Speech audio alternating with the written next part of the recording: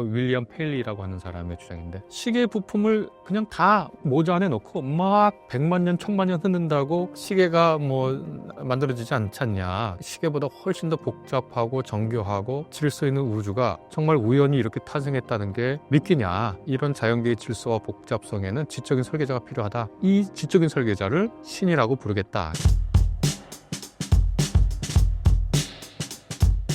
네, 안녕하세요. 연세대학교 학부대학에서 가르치는 김학철입니다. 신사임당 채널 구독자 여러분 만나 뵙게 돼서 반갑습니다. 신을 증명하기 위한 수많은 시도들이 있었을 것 같은데요. 어떤 것들이 있었나요? 일단 신에 대한 이미지를 생각해 봐야 되는데, 어떤 분들은 신을 하늘에 있는 수염 달린 할아버지로 생각한단 말이죠. 아니면 인간의 모습을 한 존재로 신을 생각하는데, 그것은 세계의 55% 정도, 절반 가까이 되는 기독교, 이슬람, 유대교인들한테 신이 그렇게 수염 달린 할아버지냐, 그런 존재를 믿냐 이렇게 얘기하면 그건 신에 대한 모독이라고 생각할 겁니다. 왜냐하면 기독교나 이슬람 모두, 그다음에 유대교 모두 신을 어떤 형상으로도 만들지 말라고 얘기했거든요. 그건 무슨 뜻이냐면, 우리가 어떤 존재를 생각한다면 어떤 형상을 생각하기 마련이거든요. 남자든 여자든 나이가 들었던 어리든 이런 형상을 생각하지 않고 어떤 존재를 생각한다는 건 거의 불가능하죠.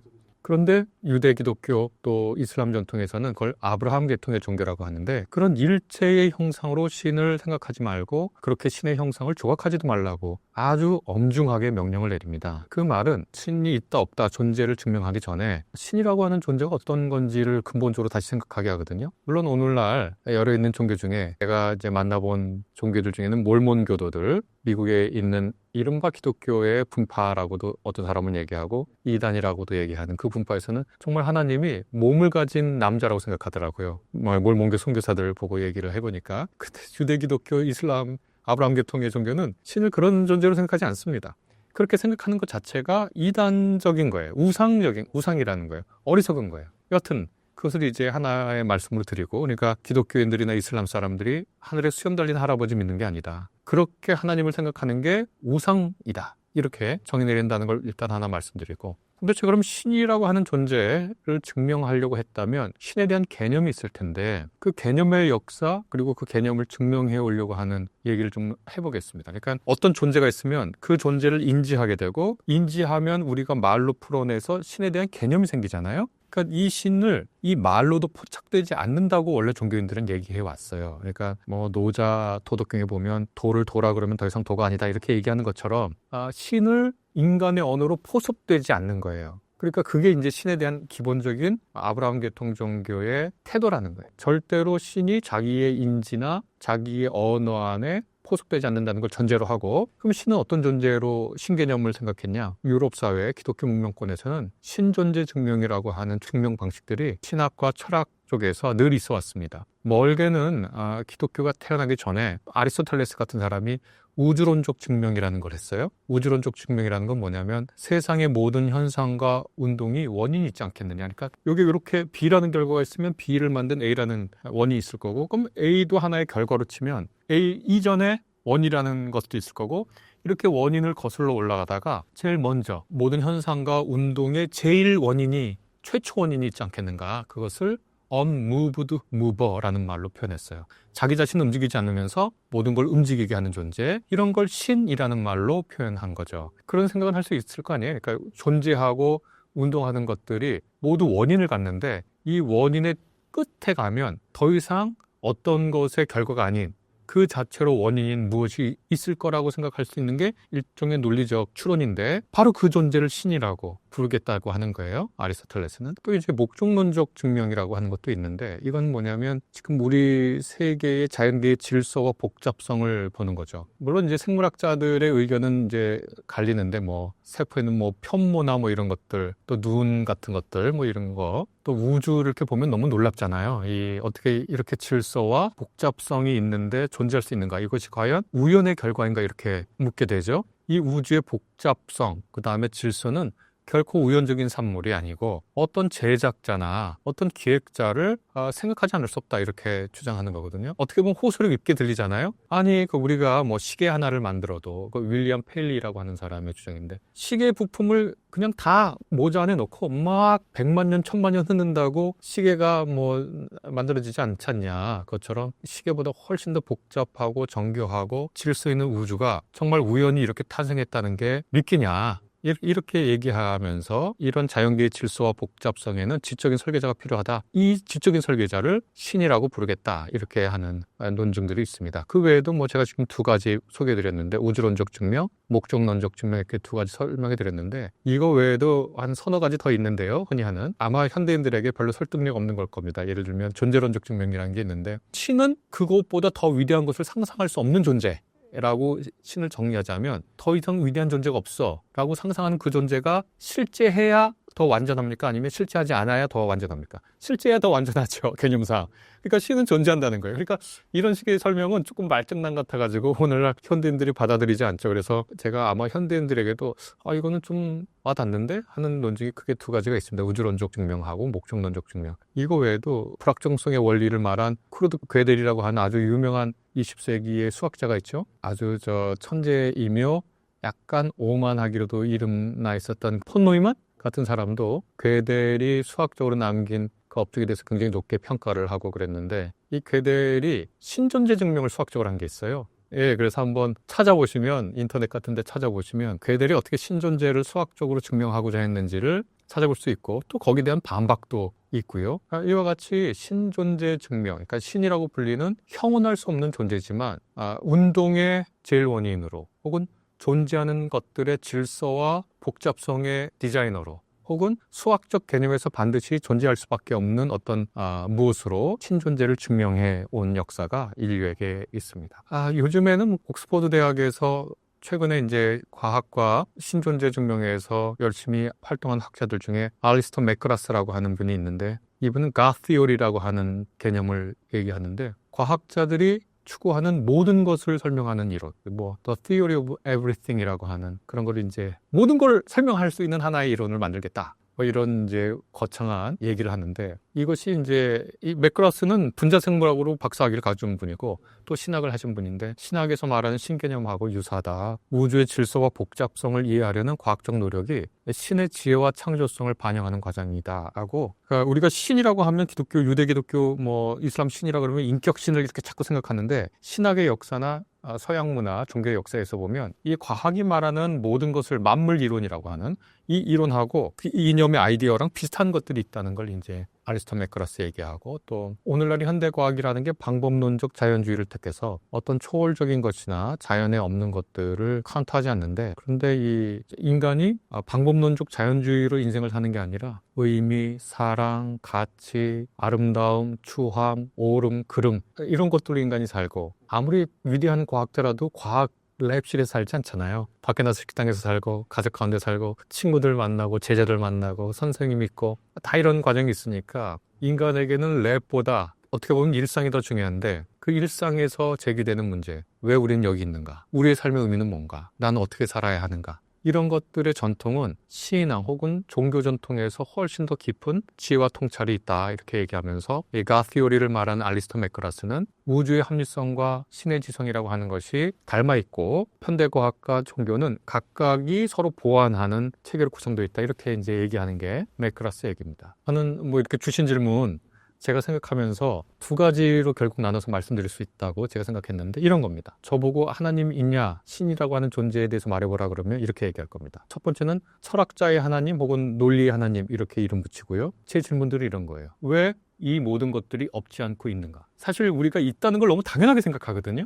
지금 우주가 존재하고 인간이 존재하고 지구가 존재하는 걸 너무 당연하게 생각하는데 왜 없지 않고 있어요? 이 질문이 사실 철학의 오래된 형이상학적 질문이거든요. 왜 없지 않고 있는가? 두 번째 질문, 왜 있을 만큼 질서는 있는가? 완전히 엔트로피의 상황, 무질서의 상황이라면 존재하지 않죠. 그런데 왜 있을 만큼 질서가 있고 우리는 어떻게 그 질서를 알 수 있는가? 그리고 그것을 우리는 어떻게 표현할 수 있는가? 그런데 동시에 우리가 모르는 부분도 여전히 있는 거죠. 그러니까 이 질문은 아주 인간과 인류의 근원적인 질문이거든요. 왜 없지 않고 있는가? 왜 있을 만큼 질서가 충분한가? 그리고 우리는 그 질서를 어떻게 알 수 있고 어떻게 표현하는가? 그 다음 또 다른 질문이 왜 물질에서, 무기물에서 생명이라는 현상이 나왔는가? 왜 생명이라는 현상에서 의식이 발생하는가? 왜 의식이 발달하고 난 후에는 옳음과 거짓, 착함과 나쁨, 아름다움과 추함을 구분할 수 있는 것들이 생기는가? 왜 인생의 의미와 허물을 묻는가? 인간은 왜 이런 도덕, 진리, 아름다움을 추구하는가? 이런 문제, 이런 질문들.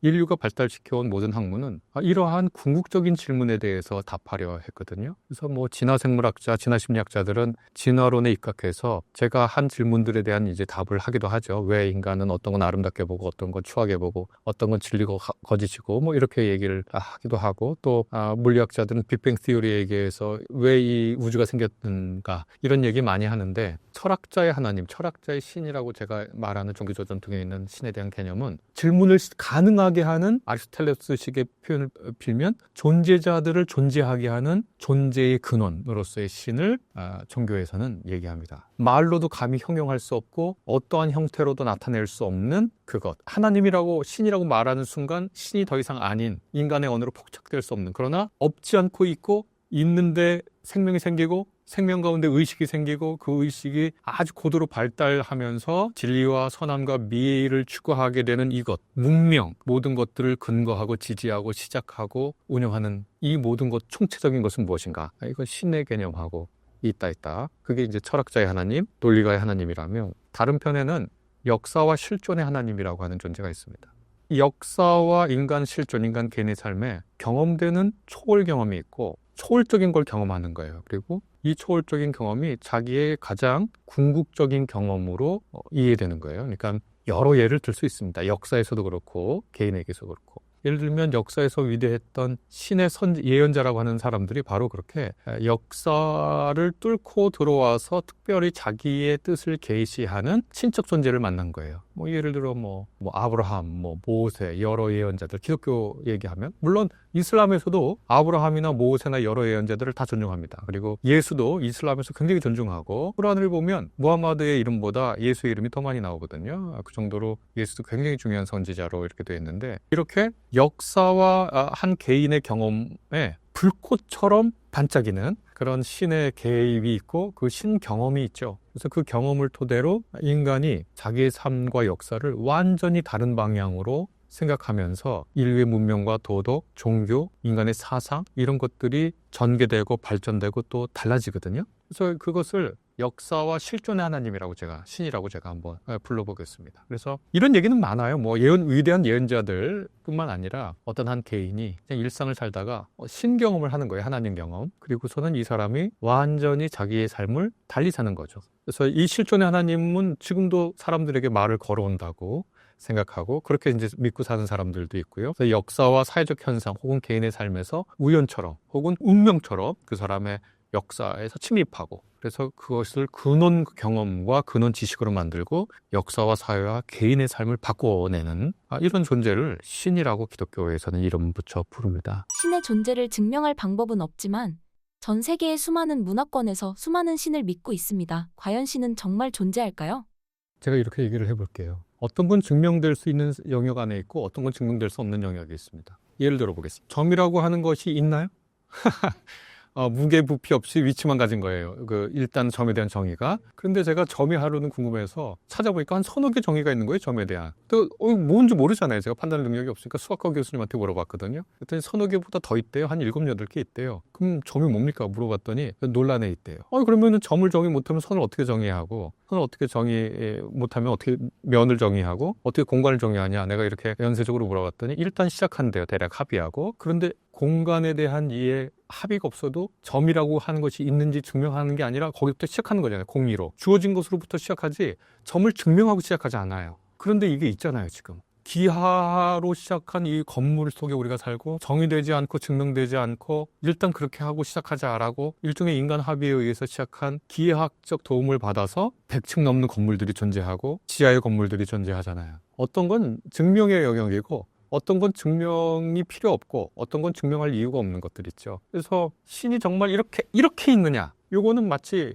태양이 있는 걸 증명해라 하고 신이 있는 걸 증명해라 하고는 완전히 다른 얘기입니다. 예를 들어 또 이런 얘기를 들어볼게요. 바퀴를 생각해 보면 여기 바퀴가 있는데 축으로 연결하려고 그래요. 그러면 바퀴의 그 중앙이 뚫려야 되겠죠? 그러면 그 공간은 있는 겁니까? 없는 겁니까? 공간이라고 하는 축이라고 하는 공간이 있지만 그 공간은 어떻게 있죠? 비어서 있는 거죠. 그러니까 뭐가 존재한다라고 하는 거는 쉽지가 않아요. 그러니까 핸드폰이 있다, 물이 있다 하고 공간이 있다 하고 똑같은 말인가요? 공간은 없어서 있는 거잖아요. 핸드폰은 있어서 있는 거고. 다른 말을 해볼까요? 책상 위에 연필이 있어요 라고 내 마음에 너를 사랑하는 마음이 있어 하고 같은 말인가요? 그러면 책상 위에 연필이 있다는 걸 증명하는 방식하고 내 안에 사랑이 있어라고 하는 증명하는 방식하고 달라요. 책상 위에 연필이 있다라고 증명하려면 사람들이 가서 여러 사람이 보거나 연필과 유사한 재질을 가진 어떤 것이 특정한 책상 위에 놓여져 어떤 방향으로 놓여져 있는지를 측정해내면 되죠. 그러나 내 마음에 사랑이 있어 라고 하는 걸 어떻게 측정하겠습니까? 이것은 내가 너를 사랑해 라고 말할 때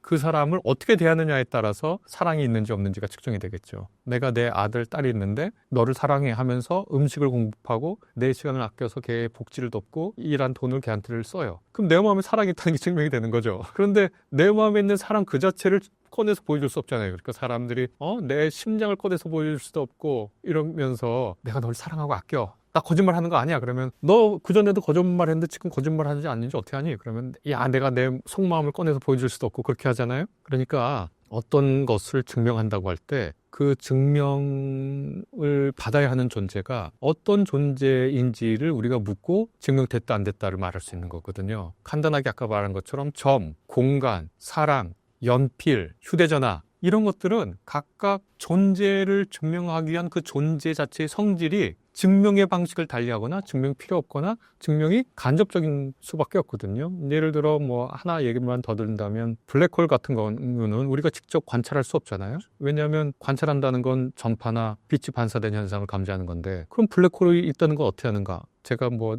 주워들은 지식으로는 아인슈타인이 우주가 생긴 모양을 보니 어마어마하게 큰 질량이 있는 무엇인가가 여기 있어야 된다라고 추론했고 나중에 블랙홀 주변에서 일어나는 현상을 보고 거기에 어마어마한 중력이 있는 무엇이 있다를 간접적으로 추론하죠. DNA도 마찬가지인데 어떤 분들은 DNA를 직접 봤다고 하는 분도 있고 못 봤다고 하는 분도 있는데 그 전에 리차드 도킨슨처럼 거의 DNA 결정론자라고 불리는 사람이 The Reality of Magic인가? Magic of the Reality가 뭐 현실이라고 하는 마법이니까 The Magic of Reality였군요. 그 책에서 쓴 문장이 아무리 강력한 전자 현미경을 쓴다고 해도 DNA를 관찰할 수 없다. 그런 얘기를 썼어요. 근데 지금 또 생물학 교수님들한테 물어보면 특정한 약품을 처리하면 또 볼 수도 있다 그러는데 여하튼 아는 한 수학 교수님이 생물학자랑 같이 연구를 했는데 이런 기능을 이렇게 한다면 그 안에 있는 DNA 구조는 이렇게 될 수밖에 없다는 걸 수학적으로 추론하는 연구를 해요. 이거는. 그러니까 이건 뭐예요? 그 DNA를 직접 볼 수 없지만 그 안에 있는 무엇을 직접 볼 수 없지만 어떤 나타난 현상들을 통해서 그 안에 있는 구조를 파악하는 거잖아요. 역추론해서. 블랙홀도 마찬가지고 DNA도 마찬가지인 거죠.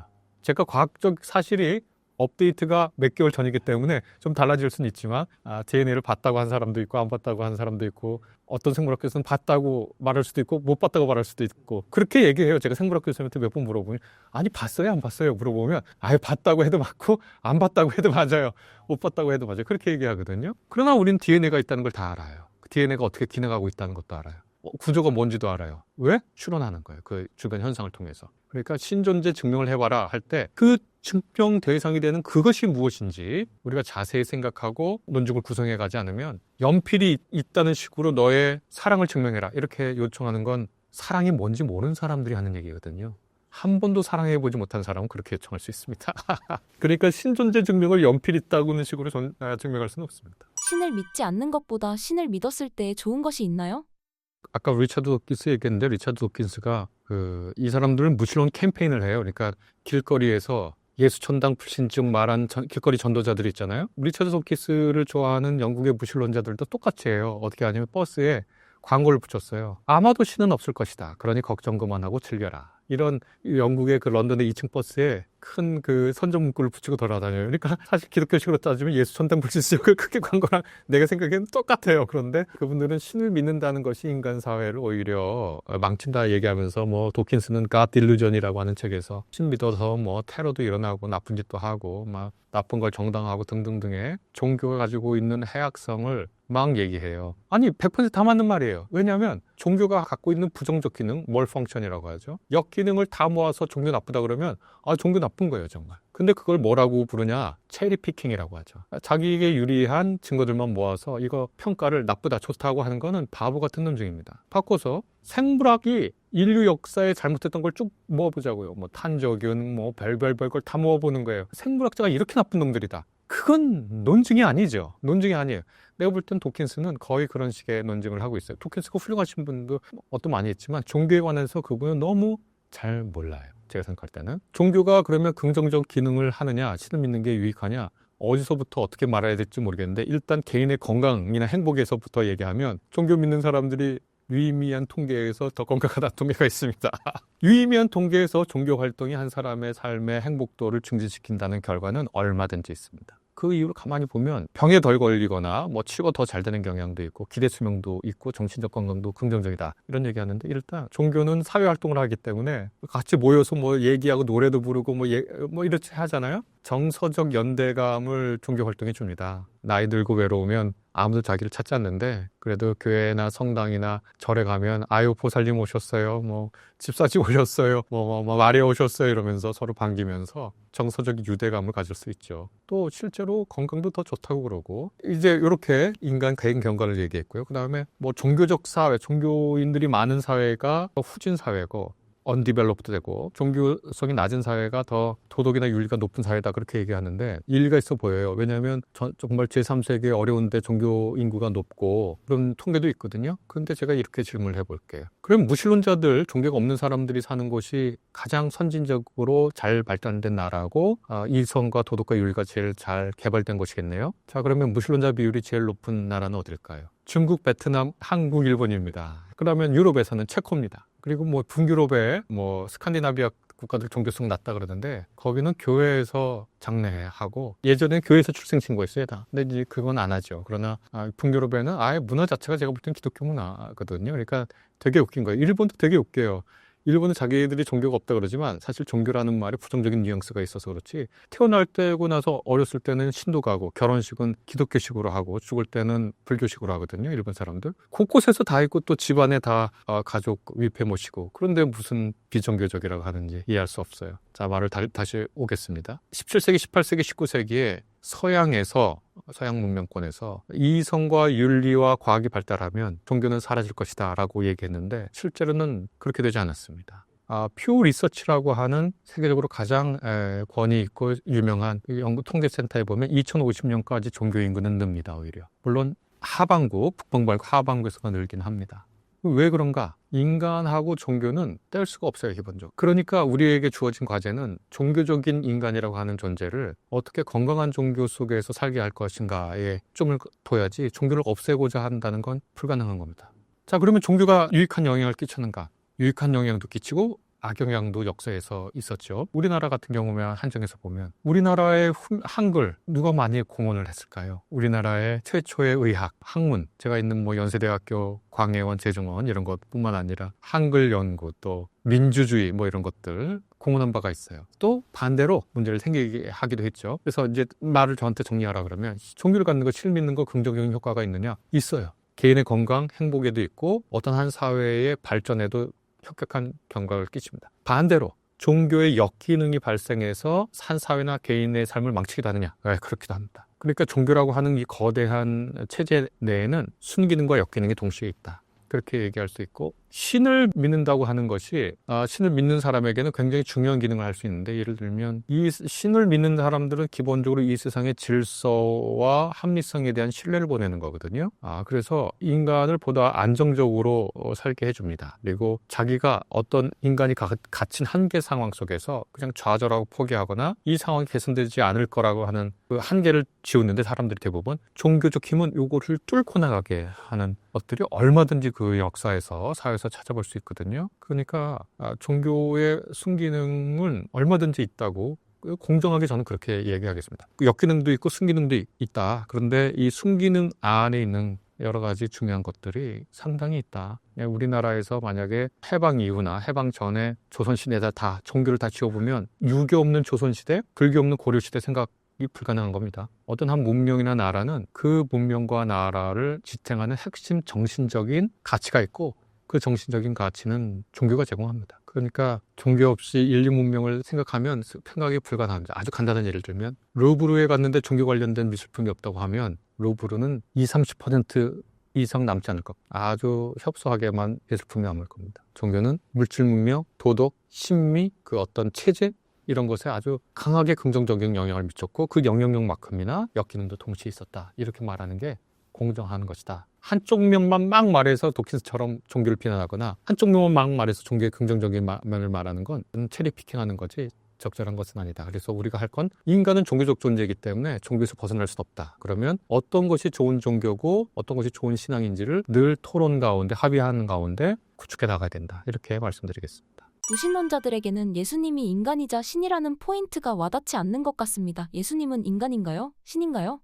예수 그리스도에 대한 예수에 대한 그 논란은 예수의 생애서부터 있었거든요. 그래서 예수가 하루는 자기를 따르는 동료 그룹들에게 물어봅니다. 사람들이 나를 누구라고 합니까? 했더니 선지자입니다. 뭐 선생님입니다. 등등 대답을 해요. 그래서 예수가 다시 자기의 같이 다니는 동료들, 제자들한테 물어봐요. 그러면 여러분은 나를 누구라고 생각합니까? 그렇게 물어보거든요. 이 얘기는 이미 예수가 살아있을 당시에 예수가 어떤 존재인지에 대한 논란이 있었고 예수 역시 자기가 누구인지를 제자들에게 알려주고 싶어 했겠죠. 그래서 기독교 역사를 보면 크게 4가지 예수에 대한 이해가 있었다고 유형별로 나눠서 얘기할 수 있습니다. 린다 우드헤드라고 하는 영국의 한 학자가 내린 분류인데 꽤 괜찮은 것 같아서 제가 제 말로 좀 얘기를 해보면 일단 신이자 인간이다. 예수가 신이면 신이고 인간이면 인간이지 물이자 불이다. 이렇게 얘기하면 정말 어려운 거죠. 이른바 정통 기독교에서는 예수가 가지고 있는 신성, 디비니티,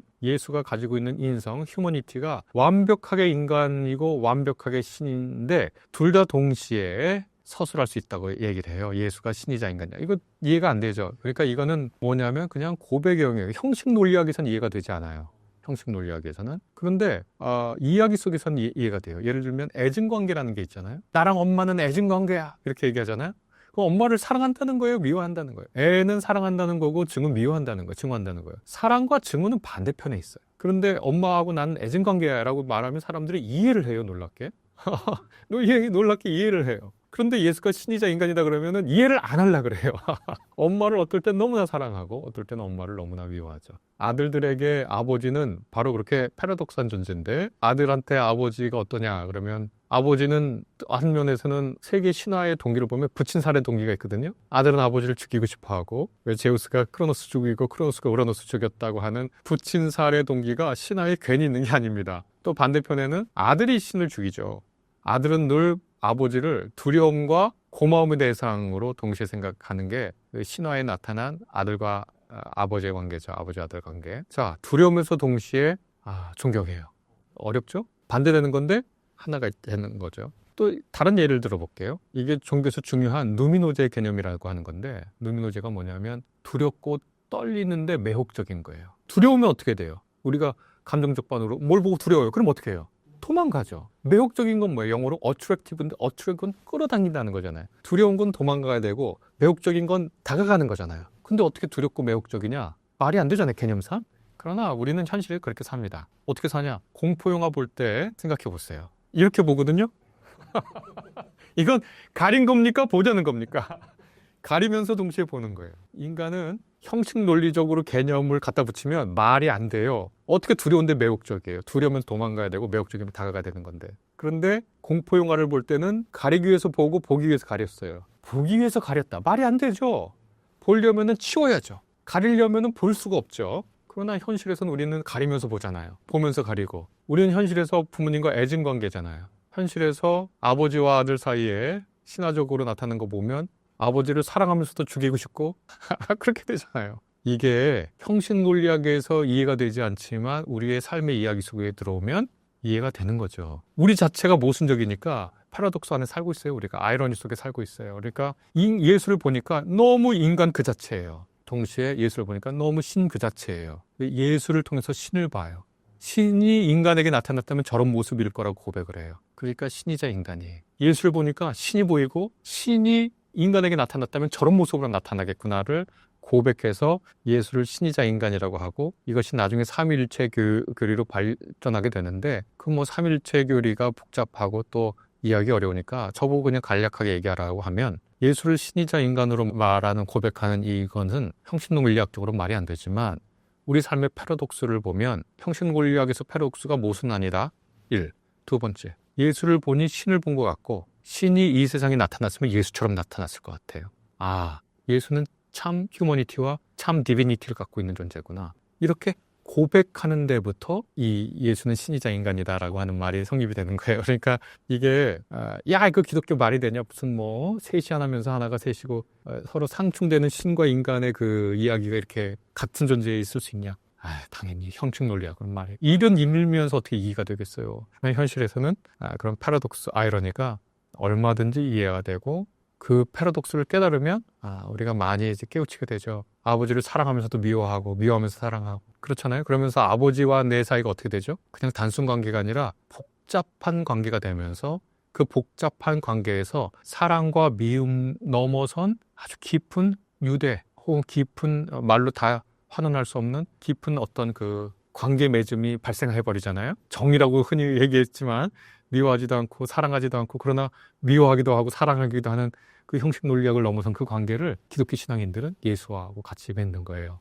그러니까 그걸 그렇게 얘기할 수 있죠. 그게 이제 첫 번째 유형이에요. 그 다음에 다른 유형들, 예수를 아주 평범한 인간이었고 이 인간이 사회개혁가로 윤리적 교사로 선지사로 살았다. 유니테리안들이라고 흔히 그러는데 하버드 대학을 세운 분들이 유니테리안들입니다. 이분들은 예수를 신성을 가진 존재로 믿는다기보다는 아주 훌륭한 윤리적 교사 이렇게 생각하는 분들이 있습니다. 평범한 인간으로서 예수를 이렇게 믿는 분들이 있고 또 하나는 카리스마적 인간으로서 예수를 믿는 분들이 있어요. 카리스마라고 하는 말은 헬라어인데 고대 그리스어 이 헬라어의 뜻은 뭐냐면 신적 존재가 부여한 기프트입니다. 죄송하지만 일부러 기프트라고 하는 용어를 썼는데 기프트라는 말은 두 가지 뜻이 있잖아요. 선물이라는 뜻도 있고 재능이라는 뜻도 있잖아요. 신이 선물처럼 준 재능이에요. 그 참 재밌는데 우리가 간략하게 쟤는 공부도 안 하는데 1등하는 애 있잖아요. 기프트를 받은 거잖아요. 똑같이 말하는데 어떤 사람이 똑같은 말을 해도 감화력이 있어요. 그 카리스마가 있는 거예요. 신들이 신적인 존재가 준 카리스마가 있는 거예요. 아주 특별하죠. 매력이 있어요. 그 사람이 말하면 뭔가 설득력 있고 해야 될 것 같은 권위가 있어요. 이렇게 특별한 카리스마를 받은 존재로서 예수를 생각하는 사람들이 있죠. 예수가 보통 사람, 평범한 사람이라기보다는 신으로부터 특별한 기적의 능력, 논리 능력, 리더십 능력 이런 것들을 가지고 사람들을 신의 뜻을 구현하는 사람들로 바꿔주는 그런 카리스마적 인간으로서의 예수라고 하는 그런 개념으로 예수를 보는 사람들이 있고 이런 사람들은 뭐 예수를 아주 위대한 이 인물, 인간 이렇게 이제 생각을 하죠. 또 마지막으로는 인간 안에 있는 신성을 깨우치러 온 존재로서 예수를 바라보기도 하거든요. 그러니까 불교의 가르침은 모든 인간 안에 부처님이 계시다라는 건 인간 안에 불성이 있다는 뜻이거든요. 그래서 너희 안에 있는 불성이 온전히 깨어나서 부처님 되기를 바랍니다라고 서로 기원해 주는 것처럼 성불하십시오가 그거거든요. 당신 안에 있는 부처님을 완전히 개화해서 이루십시오. 인간 안에는 디비니티, 신성이 있다고 이제 사람들이 기독교인들을 생각하는데 바로 이 인간 안에 있는 디비니티를 깨우고 실현하도록 온 존재가 예수다. 이렇게 말하고 믿고 하는 신비가들, 미스틱, 영적 스승들이 있죠. 그래서 린다 우드헤드의 이야기에 따르면 정통 기독교는 신이자 인간인 예수, 또 유니테리안들이나 이런 역사학자들은 아주 평범한 인간으로서 예수, 그냥 평범한 인간이라고 보기에는 기적도 행하고 뭐 굉장히 설득력 있는 얘기도 하고 사람들도 움직이고 종교를 만들었으니까 카리스마 있는 인간으로서의 예수, 또 하나는 인간 안에 있는 디비니티를 깨우려 온 종교적 예수 이렇게 구분해서 예수를 바라봐 왔죠. 성경에 나오는 예수님의 기적들은 정말 사실 그대로 일어난 것인가요?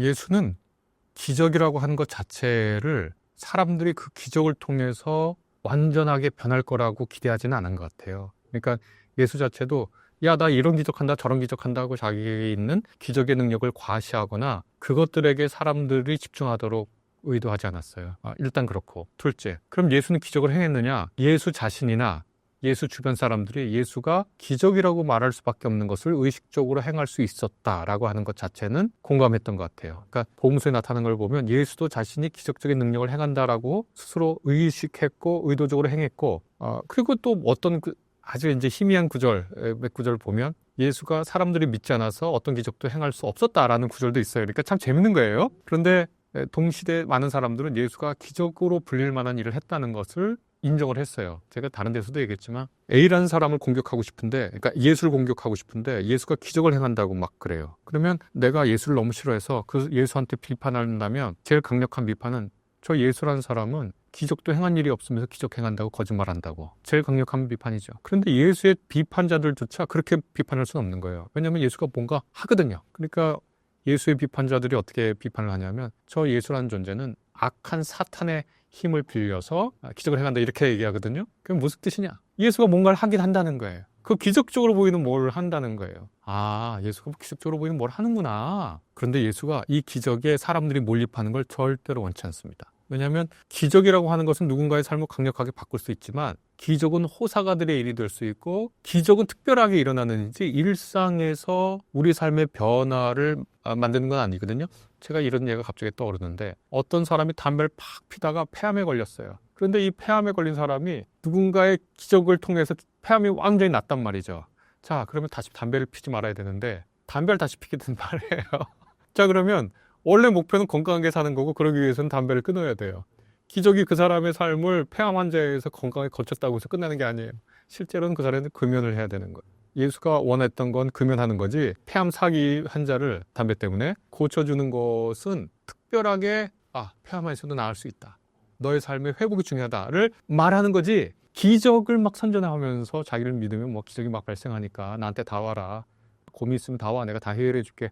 이렇게 기적을 생각하지 않았어요. 예수의 가장 초점은 하느님이 우리와 같이 산다면 우리는 어떤 삶을 살까?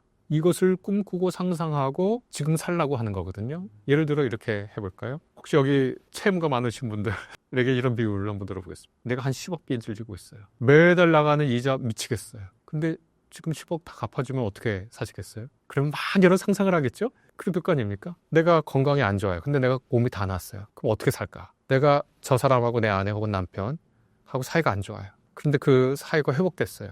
그럼 어떻게 살까요? 상상할 수 있죠, 우리가. 예수는 사랑과 따뜻함과 위로와 꼭 껴안는 신이, 정의를 말하는 신이 여기 있다고 생각하면 우리 이제 어떻게 살지? 지금까지와는 다른 상상력으로 다른 삶의 패턴으로 살잖아요. 살 것을 꿈꿀 수 있잖아요.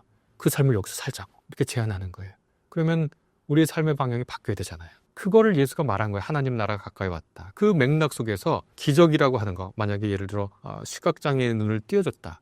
이 맥락 속에서 그 뜻은 뭐냐면 우리가 사는 이 세상이 시각장애인이 앞을 못 보는 것처럼 무엇을 어떻게 어느 길로 걸어가야 될지 전혀 몰라. 신이 임해서 이렇게 살아야 되는데 그것조차 전혀 몰라. 근데 어떤 한 사람의 눈을 띄워줘요. 그러면 그 사람이 눈을 뜨고 보고 여기는 안전한 길이고 여기는 아름다운 것이고 여기는 위험한 길이다. 보게 되잖아요. 그것처럼 하나님이 여기 와 있어. 이제 그것처럼 그 상상력을 발휘해서 살자 하는 거기에 눈을 떠라.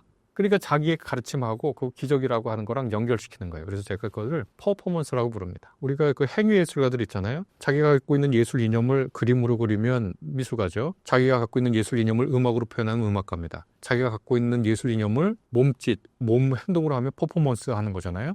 예수의 기적은 퍼포먼스예요. 하나님 나라, 신이라고 하는 존재가 사랑과 은혜와 돌봄과 정의의 신이 여기 있어. 자, 이제 어떻게 할 거야? 내가 너한테 돈, 빚 얼마 있고 넌 나한테 가야 한 거 있지? 자, 신이 여기 있어. 자, 어떻게 하지? 상상을 할 수 있죠. 10억 빚 있다가 맨날 이자 갚고 뭐 이렇게 해서 내가 뭘 줄이고 이렇게 생각한 사람이 그 빚이 다 없어졌어. 그럼 뭐 할 거지? 내가 기적적으로 내가 그것을 탕감을 받았어. 뭐 이런저런 일 때문에 내가 당신 10억 빚 지고 그동안 성실히 갚느라고 사실 이자를 10억보다 더 냈습니다. 자, 이제는 당신 빚 없습니다. 그러면 뭐 할 거예요? 내가 이 돈 벌려고 제쳐뒀던 나와 내 주변에 가장 사랑하는 사람들 위해서 하고 싶던 일, 그런 일들을 꿈꿀 거잖아요. 그 꿈을 예수가 막 가르침을 통해서, 비유를 통해서 막 펼친 후에 이것이 정말로 이루어져 하고서 기적을 베푼 거예요. 그 퍼포먼스에, 그러니까 그런 의미에서 그걸 봐야 돼요. 물 위를 걷는 기적이 뭐냐? 물이라고 하는 건 케이오스의 상징이거든요. 카오스, 혼돈. 혼돈이라고 하는 것은 인간에게 가장 원초적인 공포입니다. 물이라고 하는 거. 제어되지 않는 물만큼 인간에게 시몬의 공포와 연결된 이미지가 없거든요. 그 물 위를 예수가 걷는 거예요. 그거는 실제로 그랬느냐 증명해봐라. 증명 못해요. 인간은 부력이 없어서 그렇게 틀 수가 없어요, 물 위에. 그러나 예수가 물 위를 걸었다라고 하는 말을 통해서 그 기적의 진의를 우리가 캐치할 수 있습니다. 두려움을 주는 혼돈의 세상 위를 예수가 걸어가셨다. 그리고 자기 제자에게 베드로가 저도 걸을 수 있습니까? 너도 나와서 걸어라 하고 베드로도 얼마간 무리를 걷습니다. 이게 증명할 수 없어요. 과학적으로 인간이 부력을 가져서 무리를 뜰 수는 없어. 그러나 그 기적을 의미하는 건 알 수 있어요. 혼돈과 무서움이 가득한 세상 위에 그 위에 발을 밟고 내디디며 갈 수 있다. 이런 기적의 의미를 현대인들이 새기면 예수 기적의 의미도 충분히 공감할 수 있을 것 같아요. 오병이어의 기적, 물고기하고 이 오병은 떡이라는 건데 빵인데 빵을 그걸 무한복사했다. 그게 말이 되냐?